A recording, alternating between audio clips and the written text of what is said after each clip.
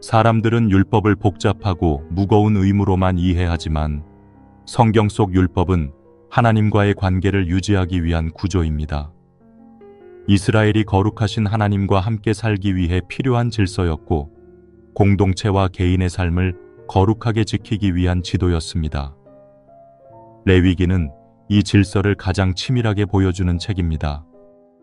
제사제도, 정결법, 속죄일, 제사장의 역할 등이 상세히 기록되어 있으며 이 모든 규정은 하나님의 거룩하심 앞에 인간이 어떻게 설 수 있는지를 가르칩니다. 레위기 19장 2절에서 하나님은 명확하게 말씀하십니다. 너희는 거룩하라. 이는 나 여호와 너희 하나님이 거룩함이니라. 하나님의 백성은 그분의 성품을 닮아가야 했고 율법은 그 여정의 지침이었습니다. 그러나 백성은 끊임없이 그 길에서 벗어납니다. 민수기는 그들의 불순종과 원망이 반복되던 광야 40년을 적나라하게 보여줍니다. 만나를 주시고 물을 내셨지만 그들은 끊임없이 애굽으로 돌아가고 싶어 했고 하나님의 뜻보다는 자기 욕망을 따르려 했습니다. 특히 가나안 정탐 사건은 결정적인 불순종의 장면입니다. 약속의 땅을 눈앞에 두고도 두려움에 사로잡혀 하나님의 약속을 거절한 결과 1세대는 광야에서 죽음을 맞이하게 됩니다. 하나님은 단호하게 말씀하십니다. 너희 말이 내 귀에 들린 대로 내가 너희에게 행하리라. 믿음 없는 고백이 실제 운명을 결정지은 장면이었습니다. 하지만 하나님은 새 세대에게 다시 기회를 주십니다. 신명기는 가나안 입성을 앞둔 다음 세대를 향한 하나님의 마음이 담긴 설교입니다. 모세는 이 백성에게 다시 율법을 설명하고 하나님과의 언약을 재확인시킵니다. 너는 마음을 다하고 뜻을 다하여 여호와를 사랑하라. 이 말씀은 단지 외적인 행위보다 더 근본적인 내면의 태도를 요구하십니다. 율법은 단지 지켜야 할 목록이 아니라 하나님과의 사랑의 관계를 위한 약속이었던 것입니다. 신명기의 후반부에서는 축복과 저주가 선포됩니다. 순종할 때 임하는 복과 불순종할 때 임하는 징계는 단순히 보상과 벌이 아닙니다. 그것은 하나님과 함께하는 삶이 주는 생명의 열매이며 그 관계를 버릴 때 찾아오는 죽음의 그림자입니다. 하나님은 백성 앞에 생명과 사망, 복과 저주를 두시며 말씀하십니다. 그러므로 너는 생명을 택하라. 이 말씀은 신앙이란 단지 관념이 아니라 실제 삶의 선택이라는 것을 분명히 보여줍니다. 출애굽기부터 신명기까지의 흐름은 구속받은 백성이 어떻게 살아가야 하는지를 보여주는 이야기입니다. 하나님의 구원은 단지 고난에서 벗어나는 것이 아니라 하나님과 함께 살아가는 새 질서로의 초대입니다. 이 질서 안에서 이스라엘은 하나님의 백성으로 세워지고 율법은 그 정체성을 유지하기 위한 길잡이가 됩니다. 동시에 이 시기는 이스라엘이 반복적으로 실패했던 시간이며 인간의 의지로는 하나님의 뜻을 온전히 이룰 수 없다는 사실을 드러내는 증거이기도 합니다. 결국 이 모든 사건은 하나님의 구속 계획이 율법을 완성하실 메시아를 필요로 한다는 진리를 조용히 예비하고 있었습니다. 다음은 가나안 땅으로 들어간 이후 이스라엘 백성이 어떤 길을 걷게 되었는지에 대해 이야기 나누겠습니다. 약속의 땅을 향한 여정은 단지 목적지에 도착하는 문제가 아니었습니다. 하나님이 정하신 삶의 방식으로 살아갈 수 있는가, 하나님의 말씀을 실제로 신뢰하며 순종할 수 있는가를 시험하는 시간이었습니다. 가나안은 단순한 지리적 공간이 아니었고 하나님과의 언약 관계가 실현되어야 할 거룩한 무대였습니다. 출애굽과 광야의 시기를 지나 이제 이스라엘은 여호수아의 인도로 약속의 땅에 발을 들입니다. 그러나 이 땅을 차지하는 과정은 인간의 지혜나 군사력으로만 이루어진 것이 아니라 하나님의 명령에 대한 믿음의 순종이 핵심이었습니다. 여호수아서는 가나안 정복의 과정을 통해 하나님의 신실하심을 드러냅니다. 특히 여호수아 1장에서 하나님은 이렇게 말씀하십니다. 내가 모세와 함께 있었던 것 같이 너와 함께 있을 것임이라. 네가 어디로 가든지 네 하나님 여호와가 너와 함께 하시느니라. 이 약속은 이스라엘의 미래가 전적으로 하나님의 임재에 달려 있음을 분명히 합니다.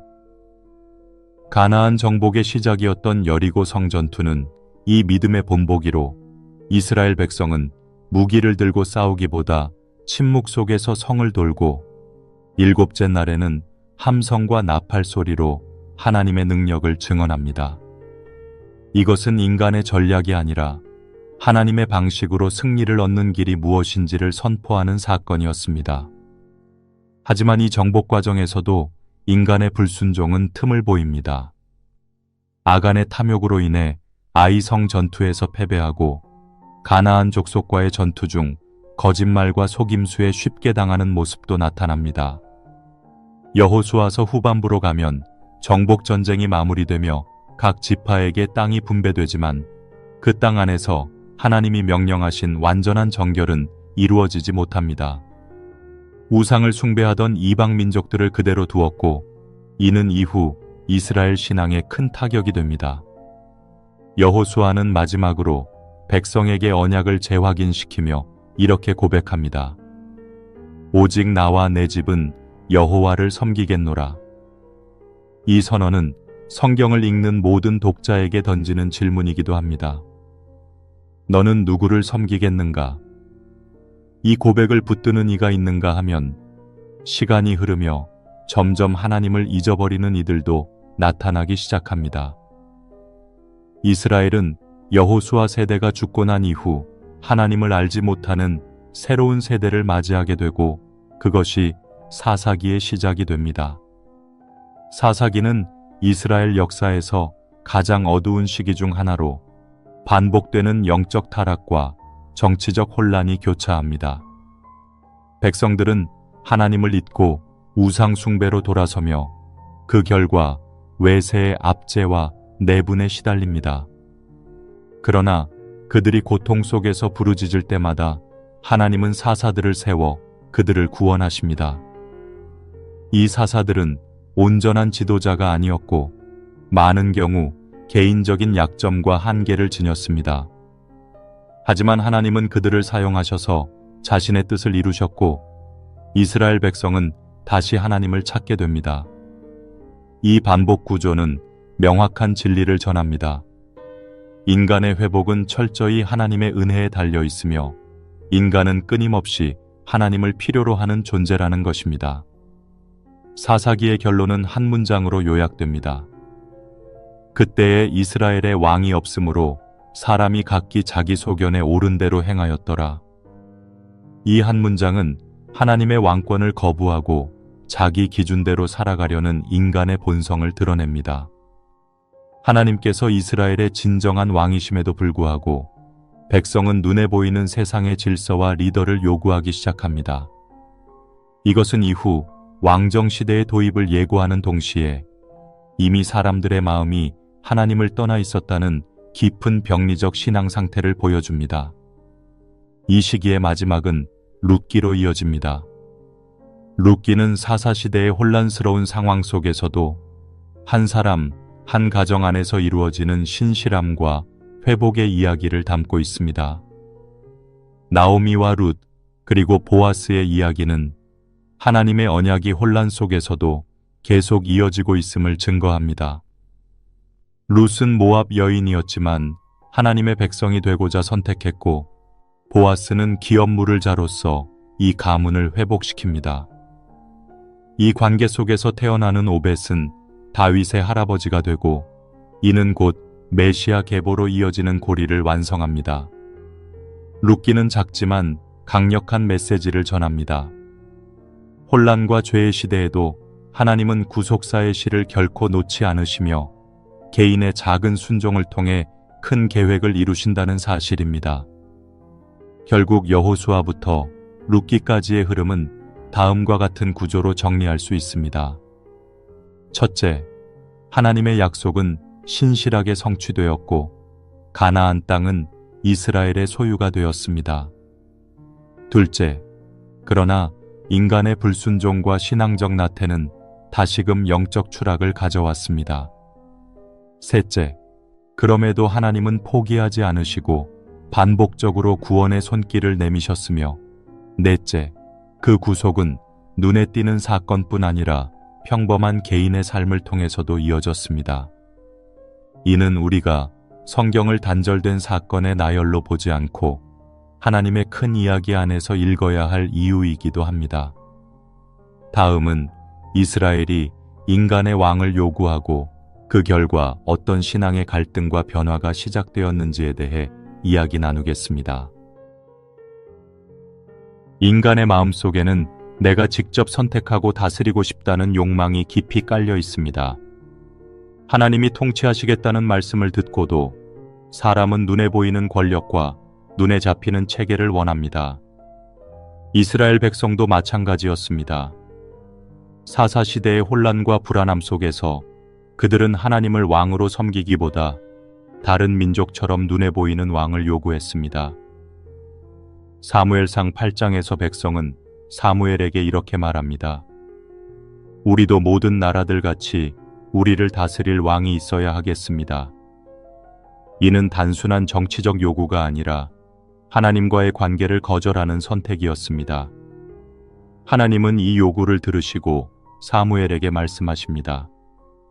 그들이 너를 버림이 아니요 나를 버려 자기들의 왕이 되지 못하게 함이니라. 왕정의 시작은 인간의 욕망에서 비롯되었지만 하나님은 그 속에서도 자신의 뜻을 이루기 위해 사람을 세우십니다. 사울이 이스라엘의 첫 왕으로 기름 부음을 받지만 그는 하나님의 말씀보다 사람의 눈치를 보았고 결국 하나님께 버림받습니다. 사무엘상 15장에서 사울이 아말렉과의 전쟁에서 하나님의 명령을 어기자 하나님은 사무엘을 통해 여호와께서도 오늘 당신을 버려 왕이 되지 못하게 하셨나이다 라고 단언하십니다. 하나님은 새로운 왕을 준비하십니다. 다윗입니다. 베들레헴 목동이었던 그는 하나님의 마음에 합한 자로 부르심을 받고 골리앗을 쓰러뜨리고 사울의 시기를 견디며 왕으로 세워집니다. 다윗은 단순한 전사가 아니라 하나님을 경외하고 죄 앞에서 철저히 회개하는 왕이었습니다.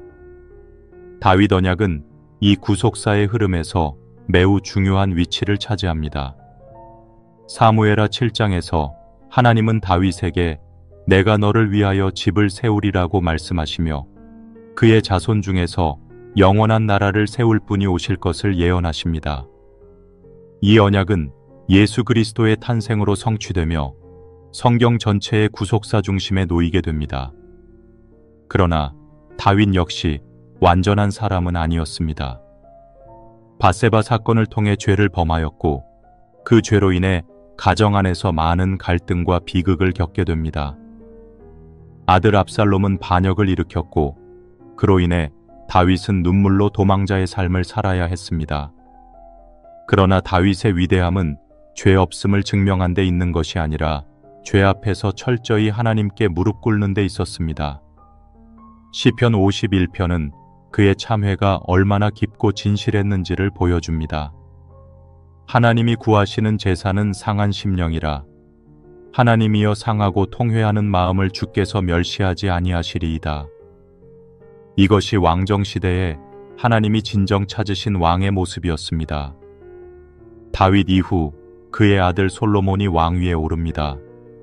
솔로몬은 지혜를 구함으로 하나님께 은혜를 입고 성전을 건축하며 이스라엘의 전성기를 이끌었습니다.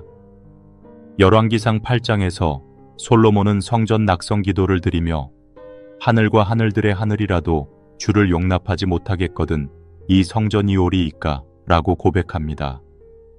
그는 하나님이 공간에 갇히는 분이 아니라 그분의 이름과 임재가 백성과 함께 하시기를 간구합니다. 그러나 솔로몬은 말년의 안일과 이방 아내들의 영향으로 우상 숭배에 빠지고 하나님은 그의 마음이 돌이켜짐을 슬퍼하십니다. 결국 이스라엘은 솔로몬 사후 남북으로 분열됩니다. 열왕기상 하와 역대상 하는 이 분열 왕국의 역사를 세밀하게 보여줍니다. 북이스라엘과 남유다로 갈라진 두 나라는 서로 다른 길을 걷지만 공통적으로 하나님을 떠날 때마다 멸망의 길로 빠져들었습니다. 북이스라엘은 처음부터 우상 숭배로 시작되었고 끝까지 한 명의 의로운 왕도 없었습니다.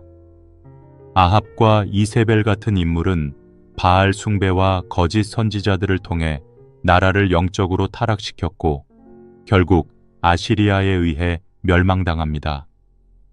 반면 남유다는 히스기야, 요시야 같은 신실한 왕들이 있었지만 그들 역시 일시적인 회복을 이끌 뿐 전반적으로 우상 숭배와 영적 무지가 반복되었고 바벨론에 의해 예루살렘이 함락되고 성전이 파괴되는 비극을 맞습니다. 특히 열왕기하 25장은 남유다의 멸망을 기록하며 성경 독자에게 깊은 침묵을 남깁니다. 하나님이 거하시던 성전은 무너졌고 백성은 포로로 끌려가며 왕조는 끝이 났습니다. 역대상하는 같은 사건을 다시 서술하지만 희망의 언어로 마무리됩니다. 바벨론 포로 이후 고레스의 칙령을 소개하며 하나님께서 회복의 계획을 여전히 놓지 않으셨음을 암시합니다. 이는 단순한 역사 기록이 아니라 구속사의 연장선 안에서 이루어지는 하나님의 신실하신 계획을 드러내는 장치입니다. 이 시기의 핵심은 단순한 정치사나 정복사가 아닙니다.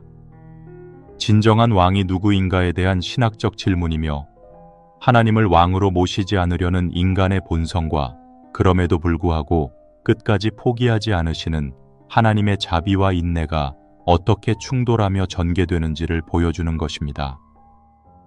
성경은 반복해서 말합니다. 진정한 통치는 하나님께 속해 있으며 인간의 제도나 세력은 오직 그분 앞에서만 의미를 가질 수 있다는 것을 잊지 말라고 경고합니다. 결국 이 왕정 시대는 이스라엘이라는 공동체가 하나님의 뜻과 얼마나 멀어질 수 있는지를 보여주는 동시에 하나님이 그들을 다시 돌아오게 하실 방법을 준비하고 계심을 드러내는 시기입니다. 하나님의 통치는 인간의 욕망 속에서도 멈추지 않고 때로는 심판으로, 때로는 회개로, 때로는 메시아를 향한 예언으로 이어집니다. 왕이 필요했던 백성에게 하나님은 결국 그리스도를 보내실 준비를 이 시기에 완성해 가십니다. 다음은 지혜서와 시가서들 속에서 인간의 고난과 회개, 지혜와 찬양이 어떻게 하나님의 뜻을 더 깊이 드러내는지를 이야기 나누겠습니다. 삶의 어느 순간에는 이성으로 설명되지 않는 고난을 마주하게 됩니다. 그럴 때 신앙은 단순한 원리로 작동하지 않습니다. 선을 행하면 복을 받고 악을 행하면 벌을 받는다는 단순한 공식을 붙들고는 풀리지 않는 질문들이 쌓입니다. 욥기의 이야기는 바로 그 지점에서 시작됩니다. 그는 의로운 자였고 하나님을 경외하며 악을 멀리했지만 한순간에 자녀를 잃고 재산을 잃고 건강까지 잃었습니다. 그의 고통은 단순히 물리적인 차원을 넘어 존재 전체가 무너지는 절망이었습니다. 그러나 이 고난의 한복판에서 하나님은 욥을 결코 외면하지 않으셨고 욥 역시 진리를 향한 질문을 포기하지 않았습니다. 욥기에서 중요한 것은 왜 고난이 왔는가 보다 고난 속에서 하나님은 누구신가 라는 질문입니다. 욥은 끝없이 묻습니다. 왜 나에게 이런 일이 벌어졌는가? 친구들은 그가 죄를 지었기 때문이라며 율법적 논리를 내세웁니다. 하지만 욥은 하나님 앞에 정직하게 서려 합니다. 결국 하나님께서 등장하셔서 욥에게 말씀하십니다. 너는 내가 땅에 기초를 놓을 때 어디 있었느냐? 이 질문은 욥의 고난을 무시하는 것이 아니라 하나님이 모든 것을 다스리시는 분임을 드러냅니다. 욥은 침묵하고 회개하고 다시 회복을 경험합니다. 이 책은 신앙이란 응답 없는 시간 속에서도 끝까지 하나님께 나아가는 것임을 말합니다. 그 다음에 이어지는 시편은 이 고난의 시간, 기쁨의 순간, 모든 감정의 절정에서 하나님께 드리는 기도의 기록입니다. 시편은 단순히 아름다운 찬양의 노래가 아닙니다. 탄식과 절망, 기다림과 분노, 회개와 찬양이 교차하는 신앙인의 실제 삶의 표출입니다. 시편 기자들은 꾸미지 않았습니다. 어찌하여 나를 버리셨나이까? 라고 외쳤고 내 영혼이 하나님을 갈망한다고 고백했습니다. 그들은 하나님을 향한 감정까지도 숨기지 않고 토로했습니다. 그리고 그 정직함이야말로 신앙의 깊이를 만들어냈습니다. 시편 23편에서 다윗은 이렇게 고백합니다. 내가 사망의 음침한 골짜기를 다닐지라도 해를 두려워하지 않을 것은 주께서 나와 함께 하심이라. 이것은 고난이 없다는 고백이 아닙니다. 고난이 있어도 하나님이 함께 하시기 때문에 두려워하지 않겠다는 신앙의 깊은 신뢰입니다. 시편 전체는 그런 신앙의 여정을 따라가며 하나님이 어떤 분이신지에 대한 생생한 체험의 노래입니다. 이는 성경 전체에서 하나님과 가장 깊이 대면하는 텍스트 중 하나로 구약과 신약을 잇는 다리 역할을 하기도 합니다.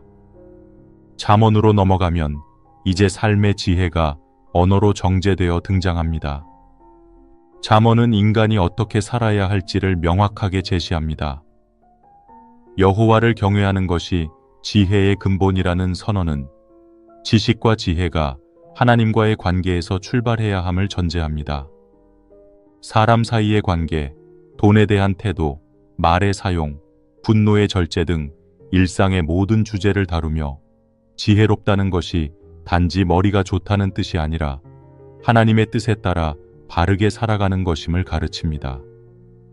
지혜는 선택의 문제이며 신앙은 선택이 축적되어 만들어지는 인격임을 이 책은 강조합니다.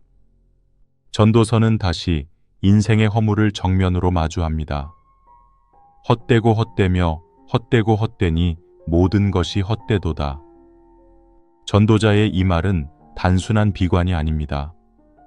세상 안에서 의미를 찾으려는 인간의 노력 자체가 한계에 다다랐다는 통찰입니다.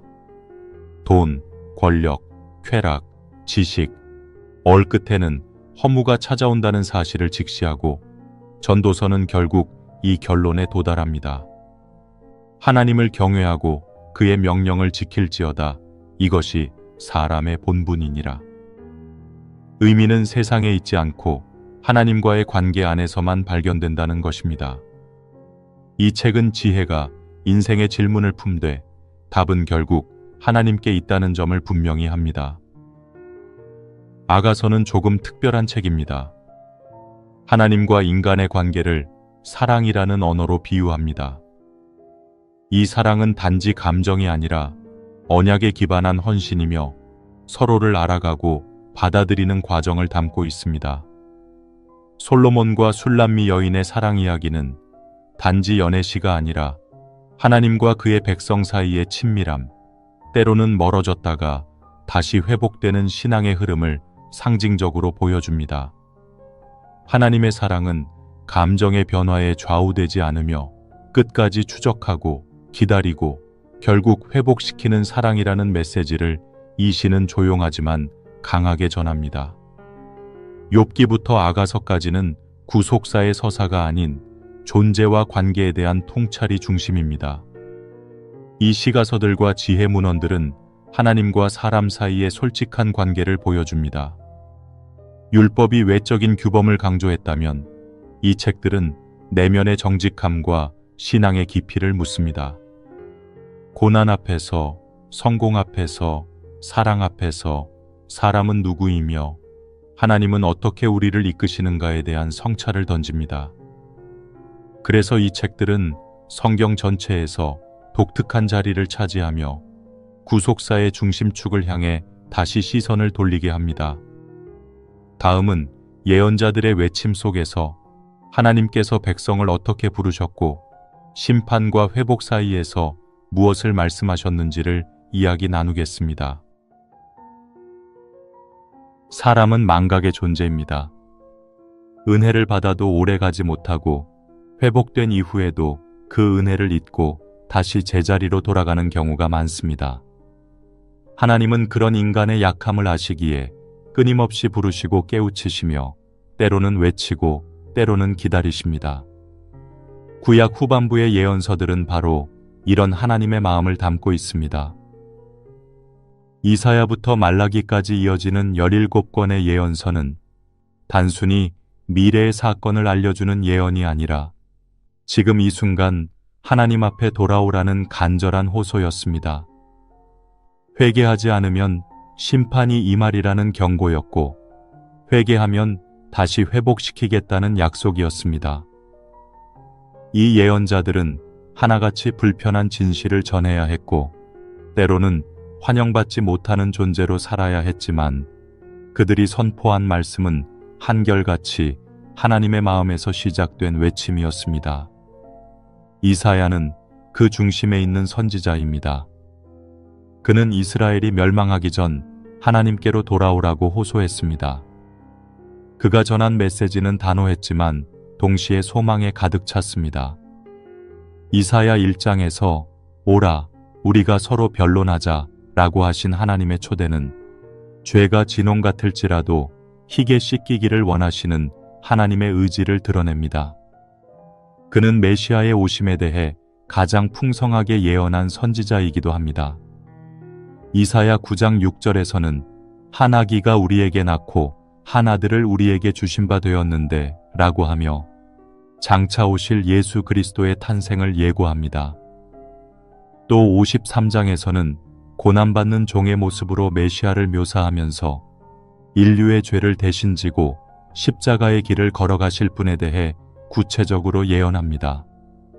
이사야는 단지 당시의 왕들과 정치에 대한 예언을 한 것이 아니라 영원한 하나님의 계획, 그리스도를 통해 이루어질 구속의 중심을 조망했습니다. 예레미야는 눈물의 선지자로 알려져 있습니다. 그는 유다의 멸망 직전까지 하나님의 말씀을 전했지만 백성은 듣지 않았습니다. 사람들은 거짓 선지자의 말에 귀를 기울였고 평안할 것이라는 거짓 확신 속에서 타락을 지속했습니다. 예레미야는 그들을 향해 심판을 선포하면서도 마음속 깊은 곳에서는 그들이 회개하고 돌아오기를 누구보다 간절히 바랐습니다.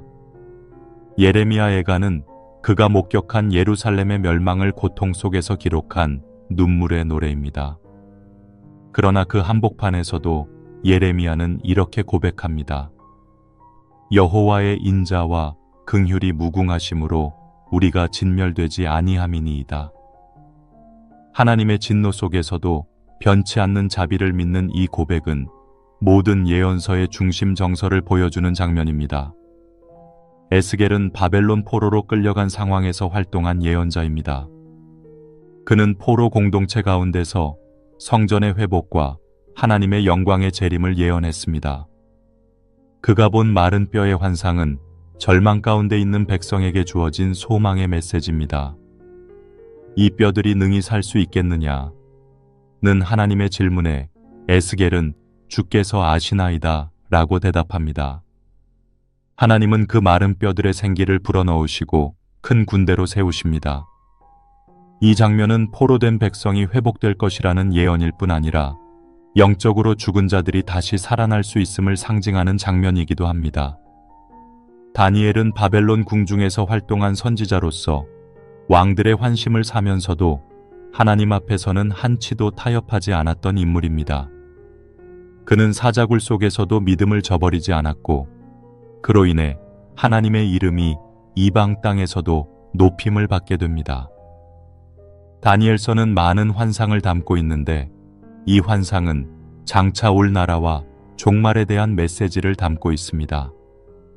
특히 사람의 아들과 같은 이가 구름을 타고 와서 영원한 나라를 세운다는 다니엘 7장의 예언은 메시아 예수의 재림을 상징적으로 보여주는 중요한 본문입니다.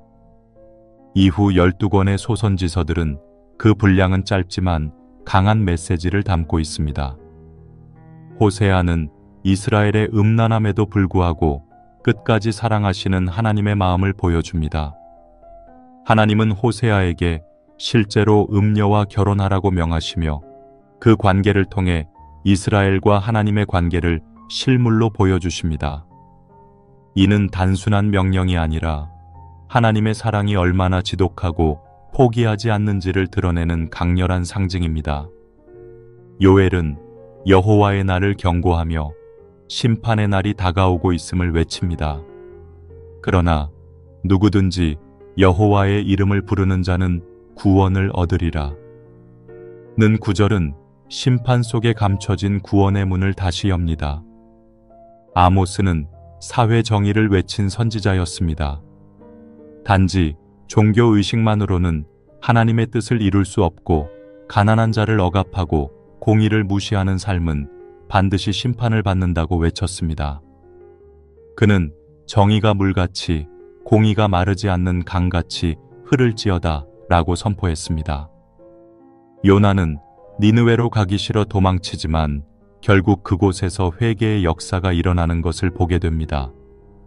이는 하나님의 구원이 이스라엘을 넘어 열방에게까지 향하고 있음을 보여주는 강력한 메시지입니다. 하박국은 고통 앞에서 질문하고 하나님은 그 질문에 대답하십니다. 의인은 그의 믿음으로 말미암아 살리라는 선언은 단지 하박국서의 핵심일 뿐 아니라 로마서를 비롯한 신약의 중심 신학이 되는 구절로 발전합니다. 학개와 스가랴는 포로 귀환 후 무너진 성전과 백성의 정체성을 다시 세우는 메시지를 전합니다. 스가랴는 특히 메시아의 왕으로 오실 예수를 상징적으로 예언합니다. 보라, 내 왕이 내게 임하시나니 그는 공의로우며 구원을 베푸시며 겸손하여 나귀를 타시나니 라는 말씀은 훗날 예수님이 예루살렘에 입성하실 때 성취되는 장면입니다. 말라기는 구약의 마지막 선지자로서 하나님을 향한 형식적 예배와 불성실한 제사에 대해 날카롭게 꾸짖습니다. 그는 너희가 어찌하여 여호와를 멸시하느냐 라고 외치며 하나님을 향한 경외함이 식어가는 시대를 경고합니다. 그러나 동시에 내가 내 사자를 보내리니 그가 내 앞에서 길을 준비할 것이요 라고 하며 침묵 이후 등장할 세례 요한과 메시아의 길을 예고하며 성경은 신약을 향해 준비됩니다. 이사야부터 말라기까지 이어지는 이 예언서들은 한결같이 다음과 같은 메시지를 전합니다. 하나님은 죄를 반드시 심판하시는 공의의 하나님이시며 동시에 회개하는 자를 외면하지 않으시는 긍휼의 하나님이시라는 것입니다. 인간은 수없이 넘어지고 또 무너졌지만 하나님은 포기하지 않으셨습니다. 예언자들의 외침은 단지 과거를 향한 말이 아니라 오늘도 우리의 심령을 흔드는 부르심으로 살아 있습니다. 다음은 예언자들이 기다린 바로 그분, 예수 그리스도께서 오신 복음서의 이야기로 이어집니다. 하나님이 사람으로 오셔서 직접 말씀하신 그 장면을 이야기 나누겠습니다. 세상에는 수많은 이야기들이 있습니다. 그러나 복음서는 단 하나의 고백을 향해 모든 이야기를 모읍니다. 하나님이 사람이 되셨다는 선언, 그것이 곧 복음서의 시작이자 핵심입니다. 구약 전체가 그분을 예고했고 예언자들의 외침이 모두 그분을 향해 있었으며 세상의 모든 시간은 그분이 오신 그날을 중심으로 갈라졌습니다. 마태복음, 마가복음, 누가복음, 요한복음. 이 네 권의 복음서는 각각의 시선으로 예수 그리스도의 삶과 죽음, 부활을 증언합니다. 그러나 모두 한결같이 전하는 진리는 하나입니다. 예수는 그리스도시요 살아계신 하나님의 아들이십니다. 마태복음은 유대인의 시각에서 예수님을 다윗의 후손으로 소개하며 오실 메시아의 족보로 시작됩니다. 이는 곧 하나님께서 다윗에게 하신 언약, 아브라함에게 주신 약속이 예수 안에서 성취되었음을 드러냅니다. 마태는 예수님의 삶 속에 구약 예언이 어떻게 하나하나 이루어지는지를 집요하게 추적하며 보여줍니다. 처녀가 잉태하여 아들을 낳을 것이요 그 이름은 임마누엘이라 하리라. 는 이사야의 말씀이 성취된 장면이 그 대표적인 예입니다. 임마누엘, 곧 하나님이 우리와 함께 하신다는 선언은 복음서 전체를 통틀어 가장 근본적인 진리입니다. 하나님은 멀리 계신 분이 아니라 우리의 고통 속으로 걸어 들어오신 분이십니다. 마가복음은 가장 짧고 행동 중심적이며 즉시라는 단어가 반복되며 긴박하게 전개됩니다. 예수님은 말씀보다 행동으로 하나님의 나라를 드러내십니다.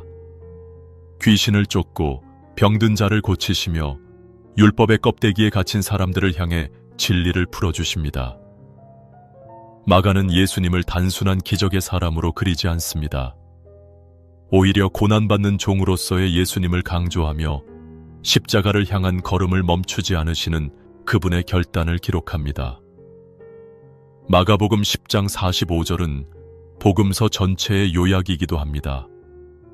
인자가 온 것은 섬김을 받으려 함이 아니라 도리어 섬기려 하고 자기 목숨을 많은 사람의 대속물로 주려 함이니라. 누가복음은 가장 인간적인 예수님을 보여줍니다.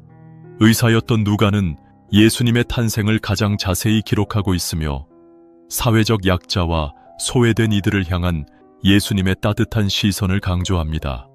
누가복음에는 눈물 흘리는 여인들, 세리와 죄인들과 함께 식사하시는 예수님, 병든 자에게 손을 내미시는 모습이 자주 등장합니다. 그는 선한 사마리아인 비유와 탕자의 비유를 통해 하나님의 자비가 얼마나 깊은지를 풀어냅니다. 그 비유 속 아버지는 죄인을 문 앞에서 기다리시고 먼저 달려가 입을 맞추시는 하나님 아버지의 형상입니다. 요한복음은 다른 세 복음서와는 전혀 다른 시선으로 예수님을 바라봅니다. 요한은 예수님의 정체성을 시간과 공간을 넘어 영원이라는 영역에서 바라봅니다. 태초에 말씀이 계시니라. 이 말씀이 하나님과 함께 계셨고 이 말씀은 곧 하나님이시니라. 예수님은 단지 유대 땅에 오신 선생이 아니라 영원 전부터 하나님과 함께 계셨던 로고스, 곧 창조와 구속을 관통하는 하나님의 본체이십니다. 요한복음은 7개의 나는이라는 예수님의 자기 선언을 중심으로 그분이 어떤 분이신지를 분명히 보여줍니다. 나는 생명의 떡이다. 나는 세상의 빛이다. 나는 선한 목자다. 나는 길이요 진리요 생명이다. 이 고백들은 예수님의 사역을 넘어서 존재 자체가 생명이라는 사실을 선포하는 선언입니다. 복음서의 중심은 단연 십자가입니다. 예수님의 기적, 가르침, 비유 모두가 십자가를 향해 가고 있었습니다. 그분은 단지 고난을 당하신 것이 아니라 스스로 그 길을 선택하셨습니다. 겟세마네 동산에서 내 뜻대로 마옵시고 아버지의 뜻대로 하옵소서라고 기도하신 예수님의 결단은 인간의 죄를 대신 짊어지기 위한 순종의 절정이었습니다. 그분은 침묵하셨고 채찍에 맞으셨고 조롱당하셨고 마침내 십자가에서 다 이루었다는 마지막 말씀과 함께 죽음을 맞이하셨습니다. 그러나 복음은 여기서 끝나지 않습니다. 사흘 후 예수님은 다시 살아나셨습니다. 부활은 단지 죽음을 이긴 사건이 아니라 하나님 나라의 문이 열렸다는 선언이었습니다. 복음서는 이 부활의 사실을 철저히 증언합니다. 여인들이 빈 무덤을 목격했고 제자들이 그분을 만났으며 예수님은 의심하는 도마에게 손에 난 못자국을 보여주셨습니다. 이 부활 사건은 제자들의 인생을 완전히 뒤바꿔 놓습니다. 도망치던 이들이 담대하게 복음을 전하기 시작하고 세상의 위협보다 하나님의 약속을 더 크게 붙들게 됩니다. 복음서의 마지막은 모두 예수님의 명령으로 끝납니다. 너희는 가서 모든 민족을 제자로 삼아 아버지와 아들과 성령의 이름으로 세례를 베풀고 예수님은 하늘로 올라가시면서 자신의 사역을 제자들에게 위임하십니다. 복음서의 목적은 단지 과거의 기록이 아니라 오늘 우리의 삶에 복음이 전해지고 또 다른 사람이 그 복음을 통해 하나님을 만나는 통로가 되도록 이어지게 하는 데 있습니다.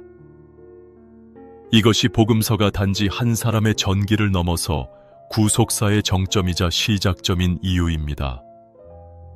복음서는 단순히 예수님이 어떤 일을 하셨는지를 보여주는 책이 아닙니다.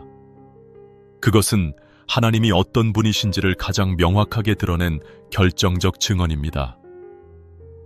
성경 전체가 기다렸던 분, 예언자들이 외치고 율법이 지시했던 그 모든 흐름이 예수라는 이름 안에 다 담겨 있는 것입니다. 이제 그 복음이 삶 속에 심기어지고 교회를 통해 세상으로 퍼져나가게 됩니다. 다음은 복음서 이후 그 복음을 실제로 살아낸 초대교회의 탄생과 복음의 확장에 대해 이야기 나누겠습니다. 예수님의 부활과 승천 이후 세상은 다시 평온을 되찾은 것처럼 보였습니다. 그러나 진짜 변화는 그때부터 시작되었습니다.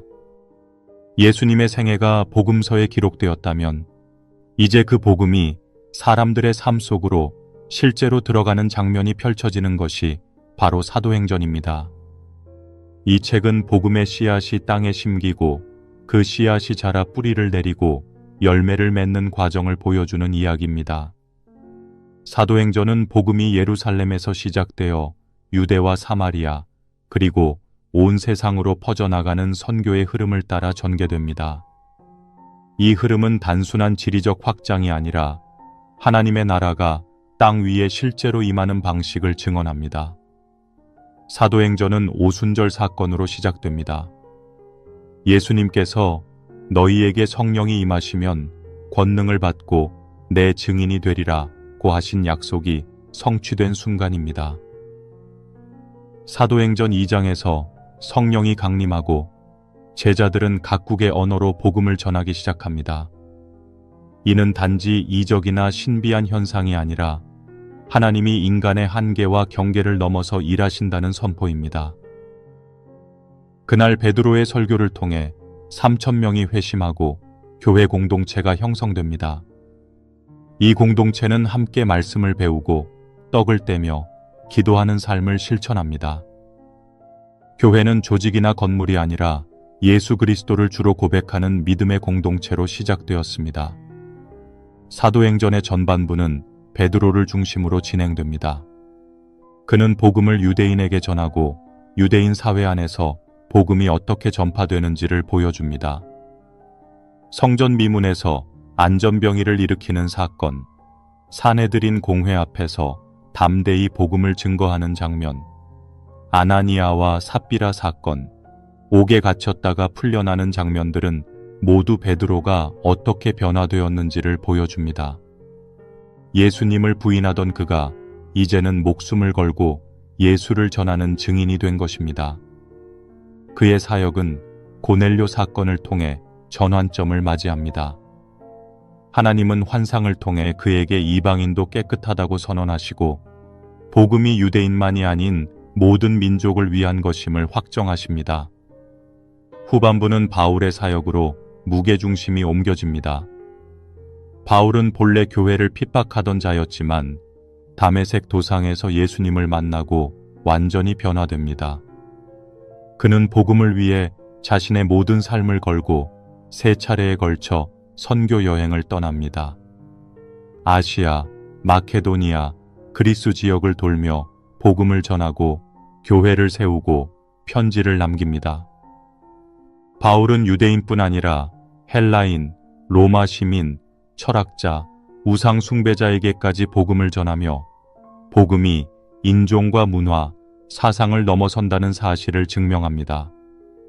그는 아러바고에서 철학자들에게 복음을 논리적으로 설명했고 루스드라에서는 이적을 통해 우상 숭배자들에게 하나님의 능력을 증언했습니다. 사도행전에서 중요한 것은 복음이 퍼지는 과정만이 아니라 교회 공동체가 어떤 삶을 살아갔는지를 보여주는 것입니다. 초대교회는 재산을 나누고 서로 돌보며 핍박 속에서도 함께 찬양했습니다. 사도행전 4장 32절은 이렇게 기록합니다. 믿는 무리가 한 마음과 한 뜻이 되어 모든 물건을 서로 통용하고 자기 재물을 조금이라도 자기 것이라 하는 이가 하나도 없더라. 그들은 단지 말씀을 나눈 것이 아니라 삶 전체로 복음을 살아냈습니다. 고난과 핍박은 그들을 무너뜨리지 못했습니다. 오히려 더 단단하게 만들었습니다. 스데반이 순교하는 장면은 초대교회가 믿음을 지키기 위해 무엇을 감수했는지를 보여주는 상징적 사건입니다. 그는 죽기 직전 하늘이 열리는 환상을 보며 예수님께 자신의 영혼을 맡깁니다. 사도행전은 복음이 어떻게 살아있는 말씀으로 세상 속으로 뻗어가는지를 보여줍니다.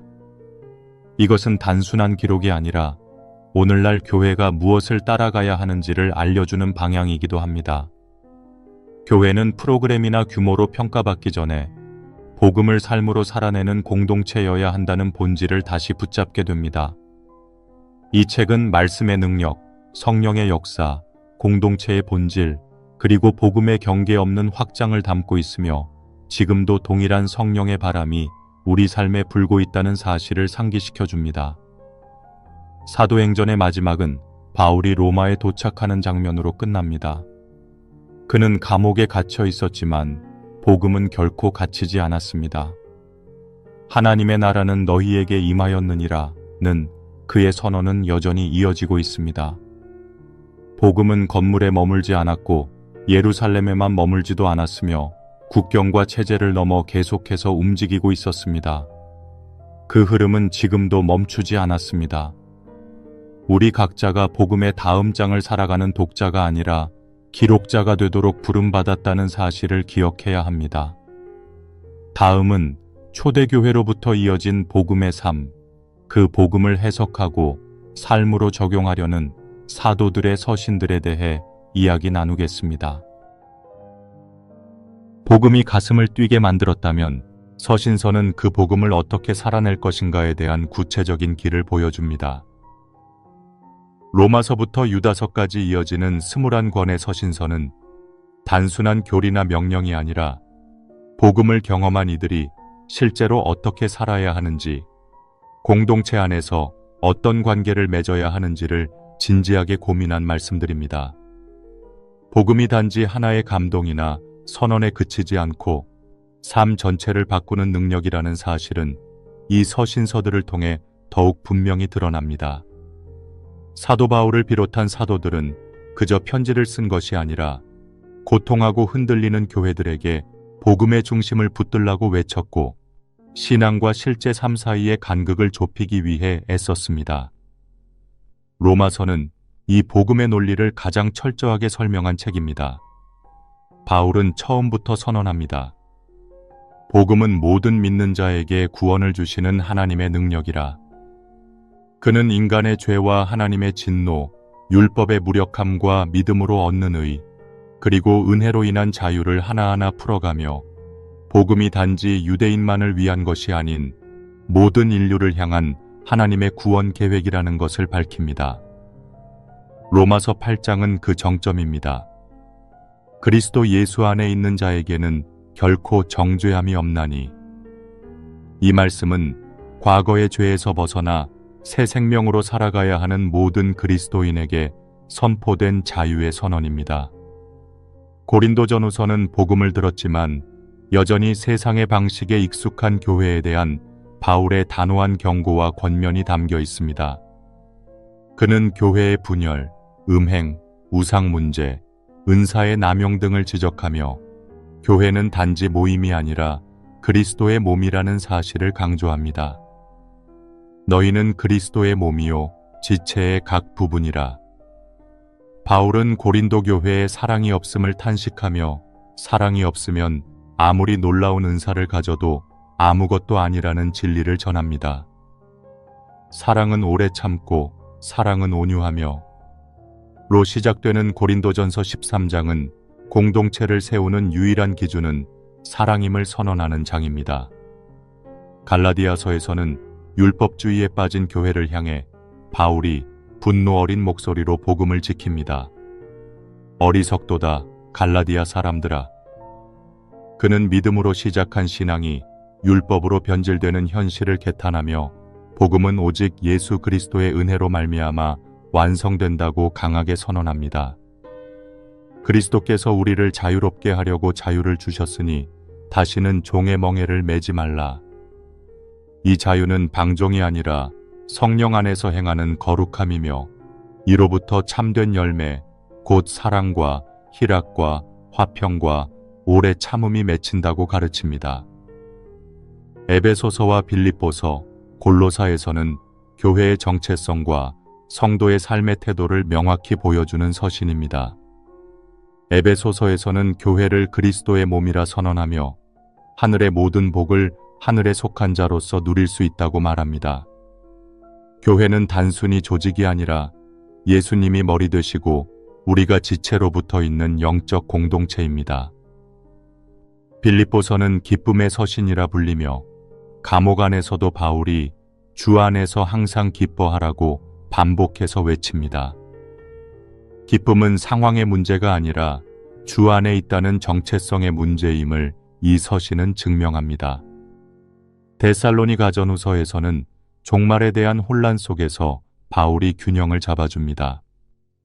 예수님의 재림이 임박했다는 오해로 인해 게으름과 방종에 빠진 자들에게 그는 일하기 싫거든 먹지도 말라고 하며 성도의 삶은 종말을 기다리는 믿음과 현재의 성실함이 동시에 어우러져야 한다고 가르칩니다. 동시에 죽은 자들이 먼저 일어나고 그 후에 살아남은 우리가 공중에서 주를 영접할 것이라는 재림의 약속은 여전히 교회에 위로와 소망을 줍니다. 디모데전후서, 디도서, 빌레몬서는 바울이 목회자들에게 직접 보낸 개인적이면서도 교회 전체를 향한 메시지입니다. 그는 디모데에게 말씀을 전파하라, 때를 얻든지 못 얻든지 항상 힘쓰라고 권면하고 젊은 지도자들이 거룩함과 진리의 삶을 통해 공동체를 세우라고 가르칩니다. 빌레몬서에서는 노예였던 오네시모를 받아들이는 과정 속에서 복음이 인종과 계급, 신분의 벽을 뛰어넘는 능력임을 보여줍니다. 한 사람의 인생이 예수로 인해 완전히 바뀌고 사회적 구조까지 변할 수 있다는 사실을 짧은 편지 한 통 안에 담아냅니다. 히브리서는 예수 그리스도를 율법과 제사보다 탁월하신 분으로 소개하며 구약의 그림자를 실체로 바꿔주는 역할을 합니다. 예수는 모세보다 위대하시며 아론보다 더 영원한 대제사장이시며 짐승의 피보다 더 나은 피로 우리를 깨끗하게 하신 분이심을 선언합니다. 믿음은 바라는 것들의 실상이요 보이지 않는 것들의 증거니 로 시작되는 11장은 믿음의 영웅들을 조명하면서 오늘날 우리 역시 그 믿음의 줄기 위에 서 있어야 한다고 권면합니다. 야고보서와 베드로서시는 실천적 신앙에 집중합니다. 야고보는 행함이 없는 믿음은 죽은 믿음이라고 단호히 말하며 신앙은 삶으로 증명되어야 한다고 강조합니다. 베드로는 고난 가운데 있는 성도들에게 격려하며 불같은 시련 속에서도 주님을 향한 믿음을 지키는 것이 영광임을 전합니다. 고난은 하나님의 뜻 안에서 성숙을 위한 과정임을 일깨우며 믿는 자는 그 속에서도 거룩함을 지켜야 한다고 가르칩니다. 요한 1-2-3서는 사랑과 진리를 붙드는 삶을 강조합니다. 하나님은 사랑이시라는 선언과 함께 그 사랑은 말로가 아니라 행함과 진실함으로 나타나야 한다고 반복합니다. 유다서는 거짓 교사에 대한 경고로 교회 안에 들어온 위선과 변질을 경계하라고 외치며 마지막까지 믿음을 지켜야 한다는 도전을 줍니다. 이 모든 서신은 교리를 가르치기 위한 것이 아닙니다. 복음을 들은 자들이 실제로 어떻게 살아야 할지를, 공동체 속에서 어떻게 사랑하고 세워가야 할지를 구체적으로 보여주는 지도입니다. 복음은 말로만 증명되지 않고 삶으로 완성됩니다. 각 편지마다 다루는 주제는 다르지만 흐르는 정신은 하나입니다. 예수를 따르는 자는 예수처럼 살아야 한다. 이 단순한 진리를 실천하기 위해 오늘날에도 이 말씀들은 살아 움직이고 있습니다. 다음은 성경 전체를 향한 마지막 그림자이자 새로운 시작의 예언인 요한계시록에 대해 이야기 나누겠습니다. 마지막 책인 요한계시록은 인류 역사와 성경의 모든 흐름이 향하고 있던 결말이자 새로운 시작을 여는 문입니다.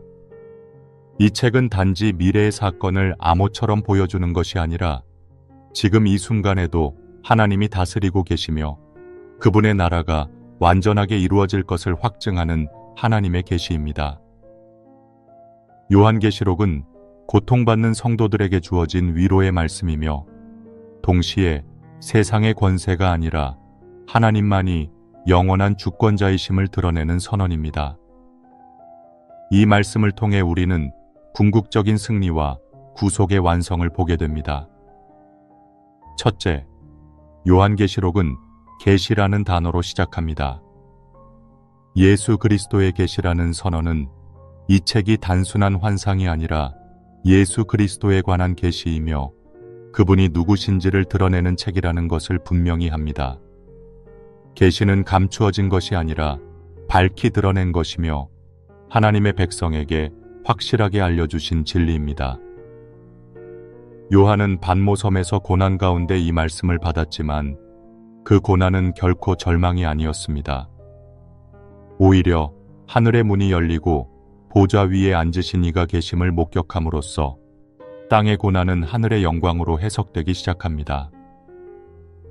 둘째, 계시록은 7 교회에게 보낸 메시지로 구체적인 권면과 경고를 줍니다. 에베소, 서머나, 버가모, 두아디라, 사데, 빌라델비아, 라오디게아.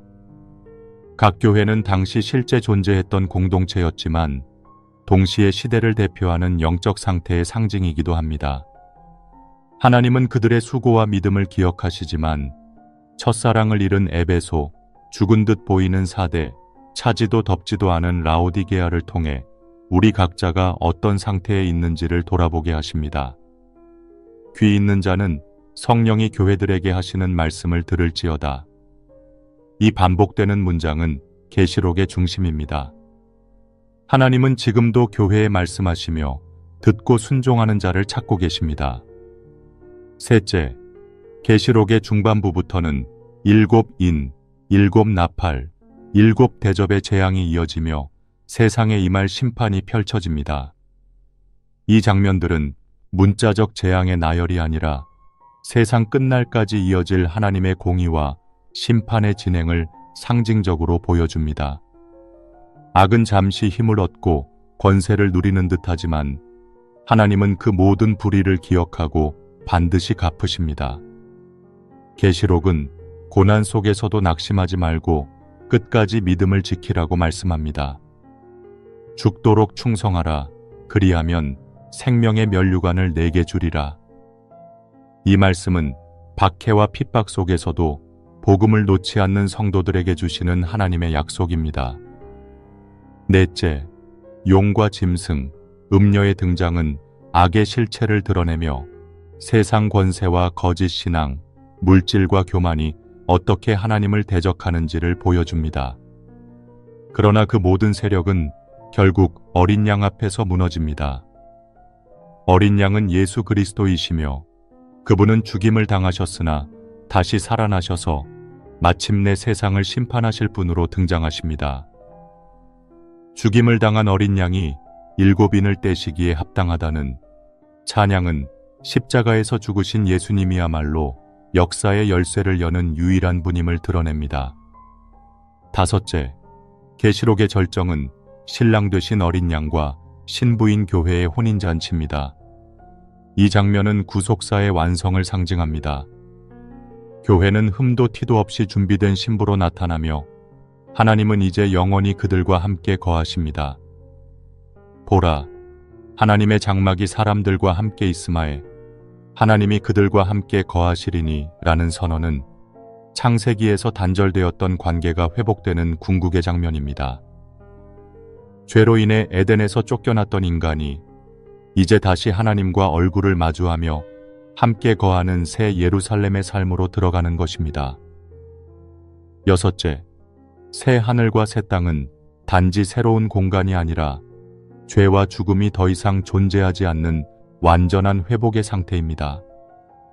다시는 사망이 없고 애통하는 것이나 곡하는 것이나 아픈 것이 다시 있지 아니하리니 처음 것들이 다 지나갔음이러라.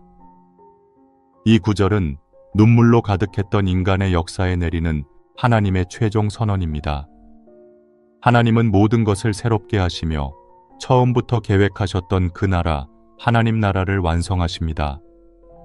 일곱째, 계시록은 마지막까지 깨어 있으라고 권면합니다. 보라, 내가 속히 오리니. 예수님은 다시 오실 것을 약속하셨고 그 약속은 언제나 가까이 있습니다.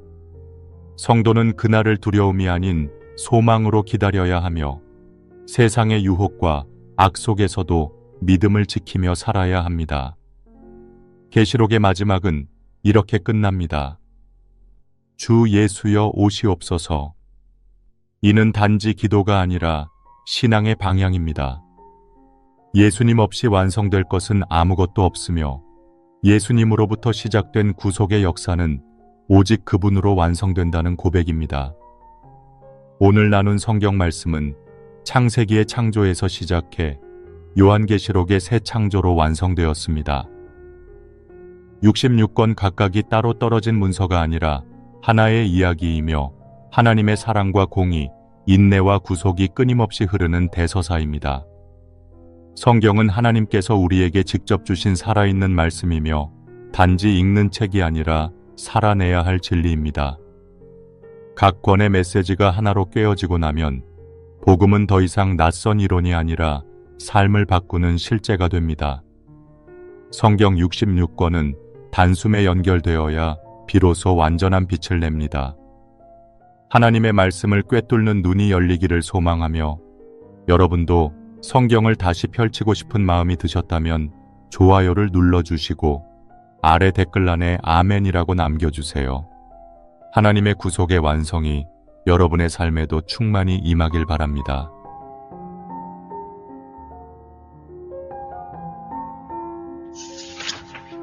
처음 하나님이 세상을 지으셨다는 말은 단순한 설명이 아닙니다. 성경이 어떤 책인지를 단숨에 드러내는 선언입니다.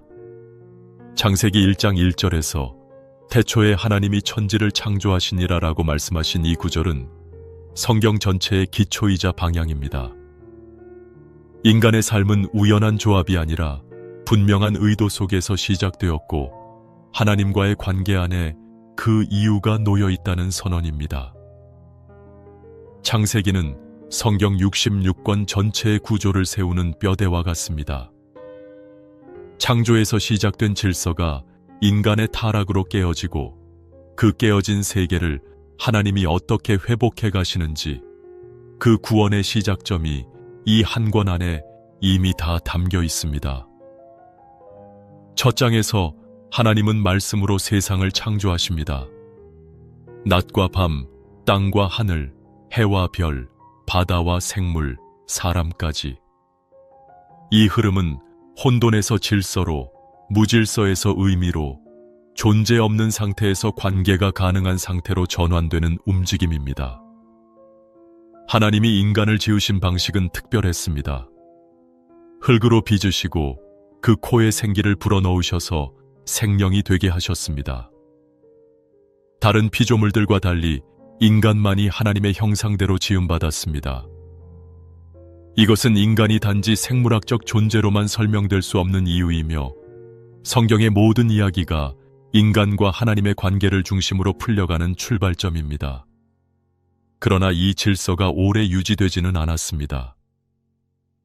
창세기 3장에서 인간은 선악과를 먹음으로써 하나님의 명령을 어기고 처음으로 불순종을 선택합니다. 이 장면은 인류 역사에 깊은 균열을 남깁니다. 하나님과의 관계가 단절되고 죄가 인간의 내면에 자리 잡으며 모든 관계가 깨집니다. 하나님과 인간, 인간과 자연, 인간과 자기 자신 사이에 있던 조화가 무너지고 죄와 죽음이 세계 안으로 들어오게 됩니다. 이것이 성경 전체를 이끌어가는 근본 문제이며 하나님은 그때부터 이 깨어진 질서를 회복하시는 긴 여정을 시작하십니다. 하지만 인간의 죄가 드러난 그 자리에서 하나님은 심판보다 먼저 구속의 약속을 주십니다. 창세기 3장 15절에서 내가 너로 여자와 원수가 되게 하고 너의 후손도 여자의 후손과 원수가 되게 하리니 여자의 후손은 네 머리를 상하게 할 것이요 너는 그의 발꿈치를 상하게 할 것이다. 하신 말씀은 죄 가운데 떨어진 인류에게 처음 주어진 복음의 메시지였습니다. 이후 구약 전체는 이 여자의 후손이 누구인지, 어떻게 그의 머리를 상하게 하는지를 찾아가는 이야기입니다. 이 말씀은 예수 그리스도께서 십자가에서 마귀의 권세를 깨뜨릴 것을 예고하는 상징으로서 성경 전체의 구속사를 여는 열쇠로 작용합니다. 이후 창세기 안에서는 인간의 죄악이 어떻게 확산되어 가는지가 반복적으로 그려집니다. 가인은 동생 아벨을 죽이고 라멕은 복수와 폭력으로 말합니다. 인간의 죄는 단순한 실수나 약점이 아니라 하나님의 자리를 빼앗으려는 내면의 교만에서 비롯된 것임이 드러납니다. 이야기 가득해졌을 때 하나님은 노아의 홍수로 세상을 심판하시되 노아에게는 은혜를 베푸십니다. 방주는 단지 물리적 구원이 아니라 하나님의 구속을 상징하는 구조물입니다. 노아의 방주는 이후 예수 그리스도를 통한 구원의 예표로 읽힙니다. 하나님은 방주를 통해 구원의 길을 열어놓으셨고 심판 이후 무지개를 주시며 다시는 물로 땅을 멸하지 않겠다고 언약하십니다. 이 언약은 하나님께서 다시 인간을 향해 손을 내미시는 회복의 시작입니다.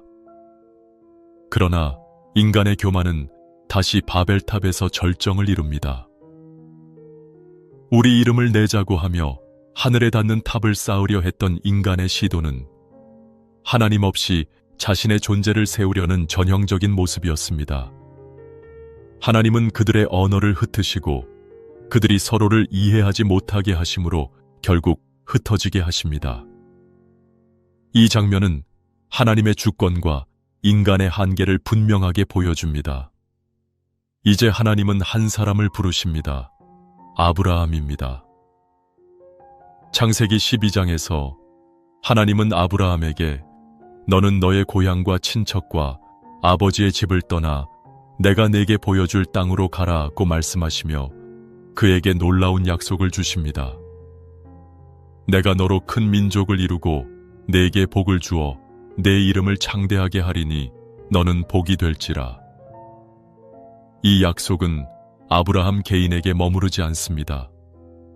이어지는 3절에서 땅의 모든 족속이 너로 말미암아 복을 얻을 것이라고 하시므로 이 언약은 열방을 향한 하나님의 구속 계획이 아브라함을 통해 시작된 것임을 분명히 밝히십니다. 아브라함의 후손인 이삭과 야곱, 그리고 야곱의 12아들을 통해 하나님의 언약은 계속 이어집니다. 야곱은 이스라엘이라는 새 이름을 받으며 하나님은 그 민족을 통해 세상의 빛을 이루고자 하십니다. 이 이야기의 마지막은 요셉의 서사로 이어지는데 요셉은 형들의 시기심으로 애굽에 팔려갔지만 하나님의 섭리 속에서 총리가 되고 결국 온 가족을 기근에서 구원합니다. 이 장면은 성경의 대표적인 반전의 구속을 보여줍니다. 인간의 악한 계획조차도 하나님의 손에 들려 선으로 바뀌는 섭리의 힘을 드러냅니다. 요셉은 형들에게 이렇게 말합니다. 당신들은 나를 해하려 하였으나 하나님은 그것을 선으로 바꾸사 오늘과 같이 많은 백성의 생명을 구원하게 하셨나이다. 이 고백은 이후 성경 전체를 통과하는 진리로 확장됩니다. 하나님의 구원은 인간의 죄를 뛰어넘는 계획이며 사람의 실패 속에서도 그분의 언약은 결코 멈추지 않습니다. 창세기는 이처럼 창조와 타락, 심판과 언약, 그리고 구속의 실마리를 모두 담고 있습니다. 성경의 흐름은 이미 이 한 권 안에서 핵심 축이 다 드러난 셈입니다. 하나님의 나라는 혼돈에서 질서로, 분열에서 회복으로, 죄에서 구원으로 계속 이동하며 확장됩니다. 성경 66권은 이 언약의 성취 과정을 시간의 흐름 속에서 하나씩 보여주고 있을 뿐 핵심은 처음부터 이미 드러나 있었습니다. 다음은 출애굽과 율법을 통해 하나님이 이 언약 백성을 어떻게 인도하셨는지에 대해 이야기 나누겠습니다. 사람은 누군가에게 기억되는 존재로 살아가길 원합니다. 특별히 고통의 시기를 통과할 때 그 시간을 함께 기억하고 아파해줄 존재가 필요합니다. 성경에서 이스라엘 백성의 출애굽은 단순한 탈출 사건이 아닙니다. 그것은 하나님의 기억이 시작된 순간이자 고통받는 백성을 결코 잊지 않으시는 하나님의 응답이 구체적으로 드러난 역사입니다. 출애굽기 2장 24절에서 이렇게 말씀하십니다. 하나님이 그들의 고통 소리를 들으시고 아브라함과 이삭과 야곱에게 세운 그 언약을 기억하사. 여기서 기억하사라는 표현은 단순히 생각해냈다는 의미가 아니라 행동하시기 시작하셨다는 하나님의 결단을 의미합니다. 애굽에 내려간 요셉의 후손들은 시간이 흐르며 수백 년의 종살이를 하게 됩니다. 한때 총리의 가족이었던 이스라엘은 새로운 바로의 등장과 함께 압제의 대상으로 전락합니다. 그 속에서 하나님은 한 사람을 부르십니다. 모세입니다. 모세는 하나님의 음성을 듣고 내 백성을 보내라고 외치는 하나님의 입이 됩니다. 이스라엘 백성은 모세를 통해 애굽에서 나와 홍해를 건너고 광야로 들어섭니다. 이 출애굽 사건은 단지 고대 중동의 민족 이동이 아니라 하나님이 자신의 백성을 친히 구출하신 구속의 예표입니다. 성경은 이 사건을 구속의 원형으로 삼고 계속 회상합니다. 구약의 선지자들이 그리고 신약의 사도들이 끊임없이 출애굽을 언급하는 이유가 여기에 있습니다. 하나님의 손으로 구원받은 이 역사야말로 모든 신앙 고백의 시작이기 때문입니다. 출애굽기 19장에서 하나님은 시내산에서 백성과 언약을 맺습니다. 너희가 내 말을 잘 듣고 내 언약을 지키면 너희는 내 소유가 되리라. 여기서 하나님은 이스라엘을 제사장 나라, 거룩한 백성으로 부르시며 그들을 통해 세상을 향한 자신의 뜻을 전하고자 하십니다. 이 언약의 증표로 주어진 것이 바로 십계명이며 이후 이어지는 모든 율법입니다.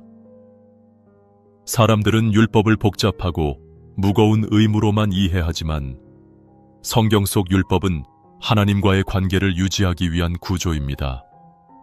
이스라엘이 거룩하신 하나님과 함께 살기 위해 필요한 질서였고 공동체와 개인의 삶을 거룩하게 지키기 위한 지도였습니다. 레위기는 이 질서를 가장 치밀하게 보여주는 책입니다. 제사제도, 정결법, 속죄일, 제사장의 역할 등이 상세히 기록되어 있으며 이 모든 규정은 하나님의 거룩하심 앞에 인간이 어떻게 설 수 있는지를 가르칩니다. 레위기 19장 2절에서 하나님은 명확하게 말씀하십니다. 너희는 거룩하라. 이는 나 여호와 너희 하나님이 거룩함이니라. 하나님의 백성은 그분의 성품을 닮아가야 했고 율법은 그 여정의 지침이었습니다. 그러나 백성은 끊임없이 그 길에서 벗어납니다. 민수기는 그들의 불순종과 원망이 반복되던 광야 40년을 적나라하게 보여줍니다. 만나를 주시고 물을 내셨지만 그들은 끊임없이 애굽으로 돌아가고 싶어 했고 하나님의 뜻보다는 자기 욕망을 따르려 했습니다. 특히 가나안 정탐 사건은 결정적인 불순종의 장면입니다. 약속의 땅을 눈앞에 두고도 두려움에 사로잡혀 하나님의 약속을 거절한 결과 1세대는 광야에서 죽음을 맞이하게 됩니다. 하나님은 단호하게 말씀하십니다. 너희 말이 내 귀에 들린 대로 내가 너희에게 행하리라. 믿음 없는 고백이 실제 운명을 결정지은 장면이었습니다. 하지만 하나님은 새 세대에게 다시 기회를 주십니다. 신명기는 가나안 입성을 앞둔 다음 세대를 향한 하나님의 마음이 담긴 설교입니다. 모세는 이 백성에게 다시 율법을 설명하고 하나님과의 언약을 재확인시킵니다. 너는 마음을 다하고 뜻을 다하여 여호와를 사랑하라. 이 말씀은 단지 외적인 행위보다 더 근본적인 내면의 태도를 요구하십니다. 율법은 단지 지켜야 할 목록이 아니라 하나님과의 사랑의 관계를 위한 약속이었던 것입니다. 신명기의 후반부에서는 축복과 저주가 선포됩니다.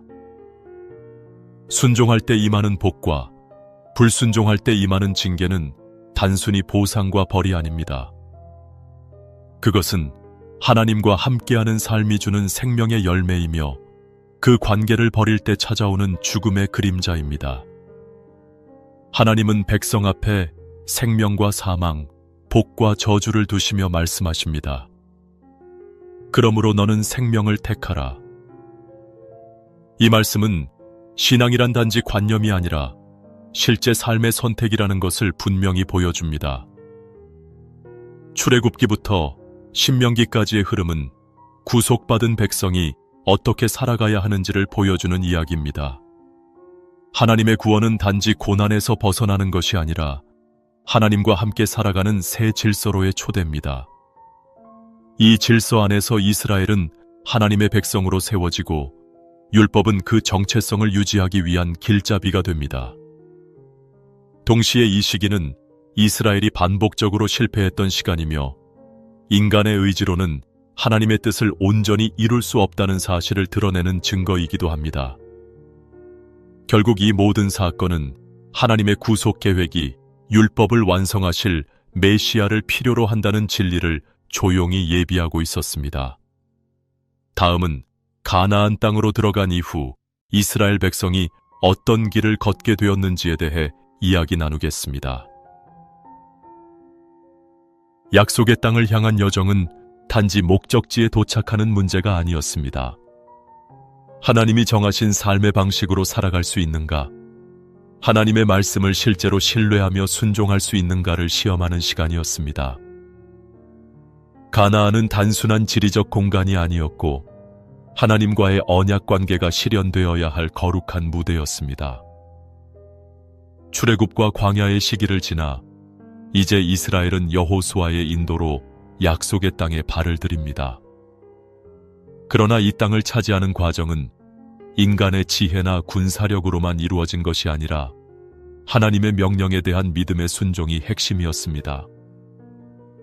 여호수아서는 가나안 정복의 과정을 통해 하나님의 신실하심을 드러냅니다.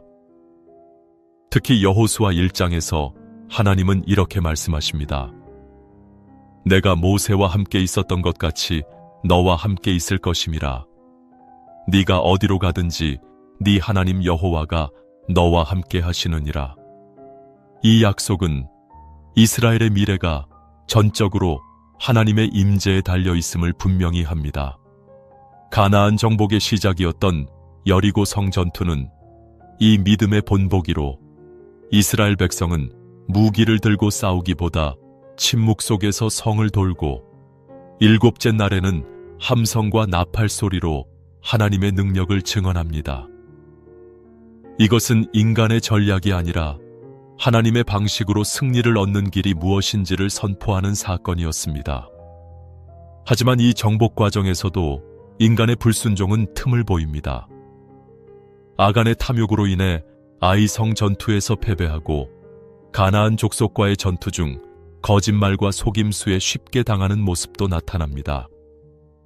여호수아서 후반부로 가면 정복 전쟁이 마무리되며 각 지파에게 땅이 분배되지만 그 땅 안에서 하나님이 명령하신 완전한 정결은 이루어지지 못합니다.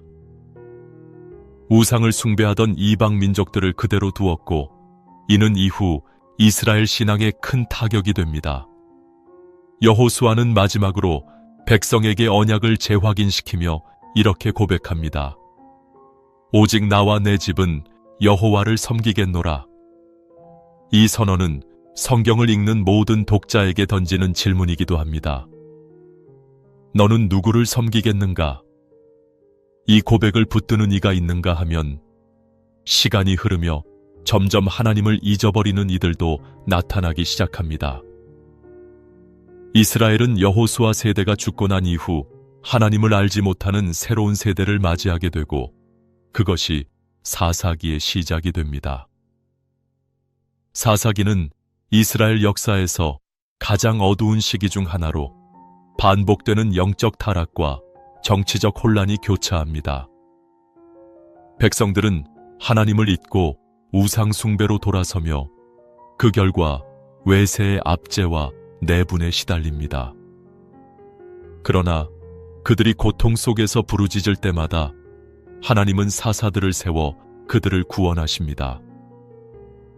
이 사사들은 온전한 지도자가 아니었고 많은 경우 개인적인 약점과 한계를 지녔습니다. 하지만 하나님은 그들을 사용하셔서 자신의 뜻을 이루셨고 이스라엘 백성은 다시 하나님을 찾게 됩니다.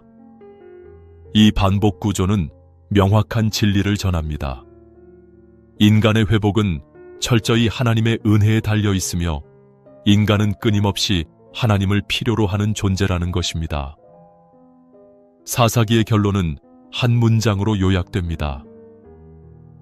그때에 이스라엘의 왕이 없으므로 사람이 각기 자기 소견에 옳은 대로 행하였더라.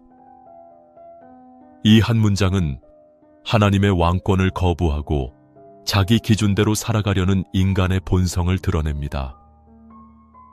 하나님께서 이스라엘의 진정한 왕이심에도 불구하고 백성은 눈에 보이는 세상의 질서와 리더를 요구하기 시작합니다.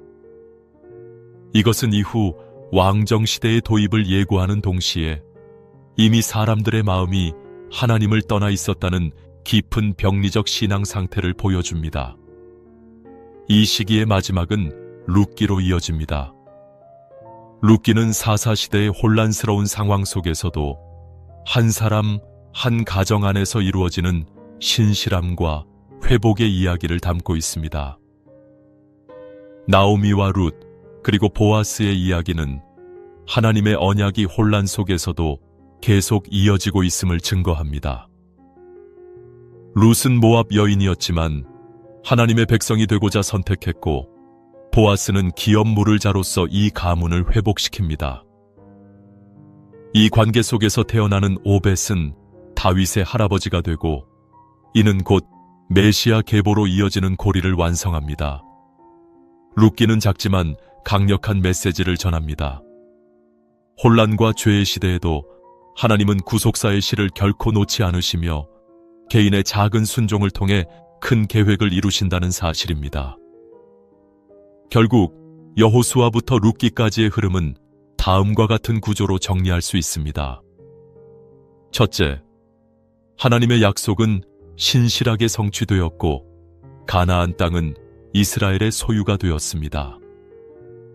둘째, 그러나 인간의 불순종과 신앙적 나태는 다시금 영적 추락을 가져왔습니다.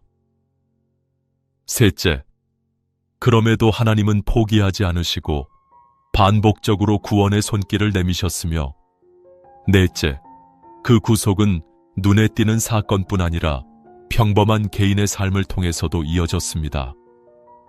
이는 우리가 성경을 단절된 사건의 나열로 보지 않고 하나님의 큰 이야기 안에서 읽어야 할 이유이기도 합니다. 다음은 이스라엘이 인간의 왕을 요구하고 그 결과 어떤 신앙의 갈등과 변화가 시작되었는지에 대해 이야기 나누겠습니다. 인간의 마음속에는 내가 직접 선택하고 다스리고 싶다는 욕망이 깊이 깔려 있습니다. 하나님이 통치하시겠다는 말씀을 듣고도 사람은 눈에 보이는 권력과 눈에 잡히는 체계를 원합니다. 이스라엘 백성도 마찬가지였습니다. 사사시대의 혼란과 불안함 속에서 그들은 하나님을 왕으로 섬기기보다 다른 민족처럼 눈에 보이는 왕을 요구했습니다. 사무엘상 8장에서 백성은 사무엘에게 이렇게 말합니다. 우리도 모든 나라들 같이 우리를 다스릴 왕이 있어야 하겠습니다.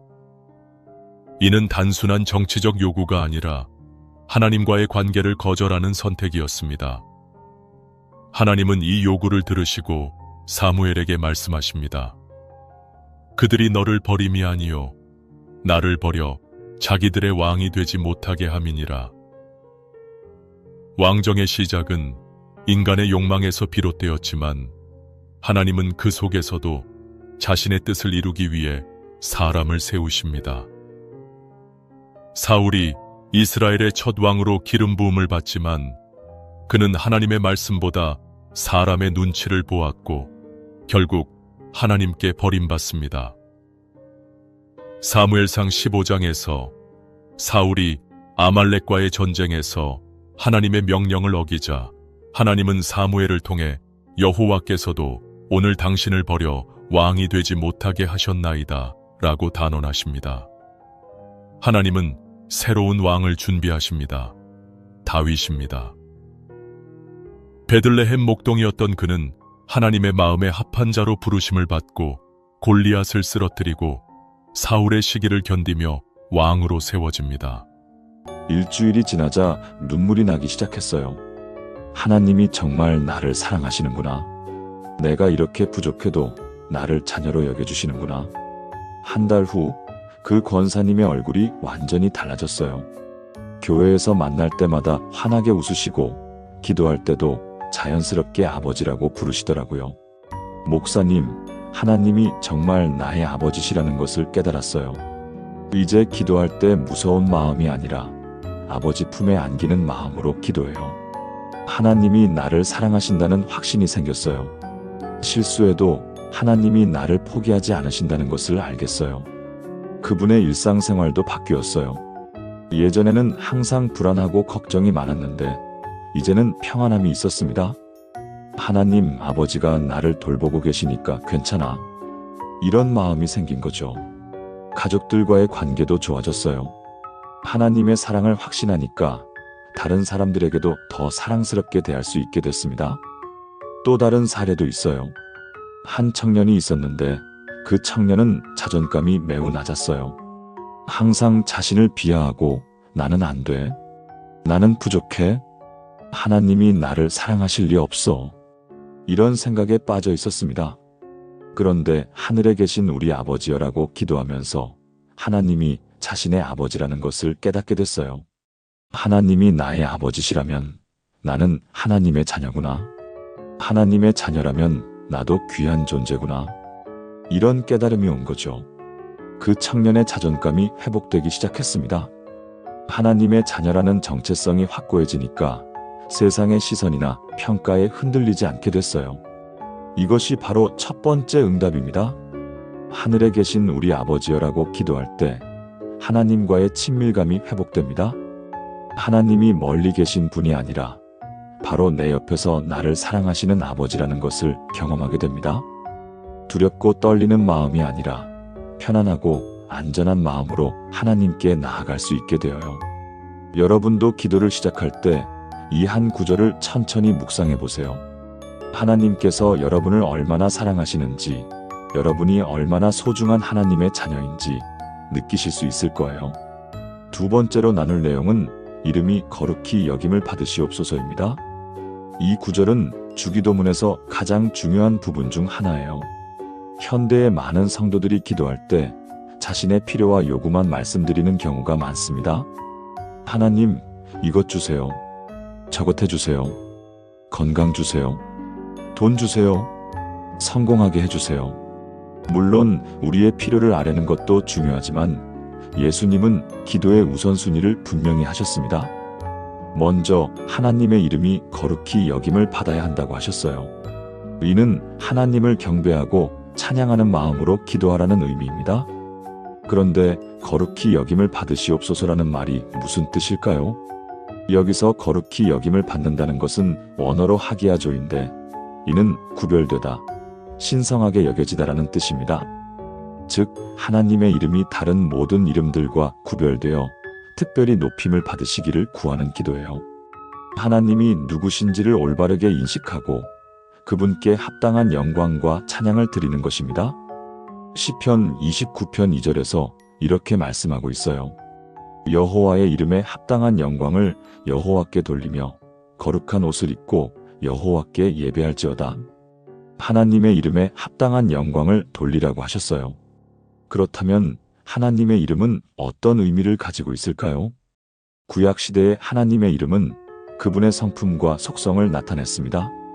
여호와라는 이름은 스스로 있는 자, 영원히 존재하는 자라는 뜻이에요. 하나님은 존재 자체이시며 모든 존재의 근원이신 분입니다. 또한 하나님은 여러 이름으로 자신을 계시하셨어요. 여호와 이레, 여호와 라파, 여호와 니시, 여호와 샬롬 평강의 하나님 등등. 이 모든 이름들이 하나님의 성품과 능력을 나타냅니다. 우리가 이름이 거룩히 여김을 받으시옵소서라고 기도한다는 것은 이 모든 하나님의 속성들을 인정하고 찬양한다는 의미예요. 하나님이 전능하신 분이시며 사랑이시며 공의로우시며 거룩하시며 자비로우신 분이라는 것을 고백하는 겁니다. 실제로 한 집사님이 이 부분을 깊이 묵상하며 기도하기 시작했습니다. 그 집사님은 평소 기도할 때 자신의 사업 문제, 자녀 문제, 건강 문제만 말씀드리는 패턴이었어요. 기도 시간의 90%가 자신의 필요를 아뢰는 내용이었습니다. 그런데 어느 날 깨달은 거예요. 내가 기도할 때 하나님을 찬양하는 시간이 거의 없네. 그래서 이름이 거룩히 여김을 받으시옵소서라고 기도하면서 하나님의 속성들을 찬양하기 시작했습니다. 처음엔 어떻게 해야 할지 몰라서 단순하게 시작했어요. 하나님, 당신은 사랑이십니다. 거룩하신 분이십니다. 이런 식으로요. 그런데 며칠 지나자 더 구체적으로 찬양하게 됐어요. 하나님, 당신은 사랑이시며 은혜로우신 분이십니다. 당신은 전능하시며 지혜로우신 분이십니다. 당신은 신실하시며 변함없으신 분이십니다. 당신은 공의로우시며 동시에 자비로우신 분이십니다. 이런 식으로 하나님의 이름과 속성들을 찬양하며 기도했어요. 그런데 놀라운 일이 일어났습니다. 기도의 내용이 바뀌기 시작한 거예요. 예전에는 하나님 사업이 어려우니까 도와주세요라고 기도했다면 이제는 전능하신 하나님, 당신은 모든 것을 공급하시는 분이시므로 제 사업도 당신의 뜻대로 인도해 주세요라고 기도하게 됐습니다. 하나님, 아이가 말을 안 들어요 해서 지혜로우신 하나님, 당신이 주신 자녀를 어떻게 양육해야 할지 지혜를 주세요로 바뀐 거죠. 기도의 관점이 완전히 바뀐 겁니다. 문제 중심의 기도에서 하나님 중심의 기도로 바뀐 거예요. 그 결과 어떤 일이 일어났을까요? 그 집사님의 마음에 평안이 찾아왔습니다. 문제는 그대로 있었지만 그 문제를 바라보는 관점이 달라졌어요. 하나님이 전능하시니까 이 문제도 해결하실 수 있으시구나.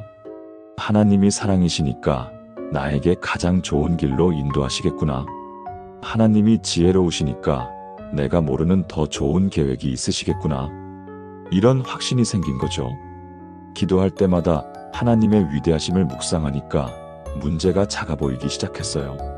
그리고 실제로 몇 달 후 그 집사님의 사업에 전환점이 왔습니다. 새로운 사업 파트너를 만나게 되었고 어려웠던 상황이 해결되기 시작했어요. 자녀와의 관계도 좋아졌고 건강도 회복됐습니다.